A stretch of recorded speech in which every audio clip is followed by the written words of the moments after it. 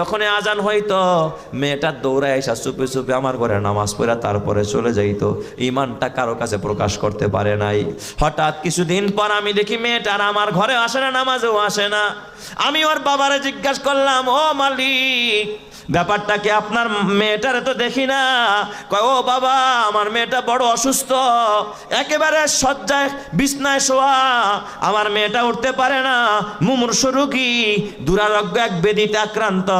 কিছুদিন পর হঠাৎ শুনি তার মেয়েটা ওই রোগের বিছনায় মারা যায়। মেয়েটা মারা যাওয়ার পর সবাই কাঁদতেছিল, আমিও কাঁদতেছিলাম, কিন্তু মেয়েটা মারা গেছে এই জন্য আমি কাঁদি না।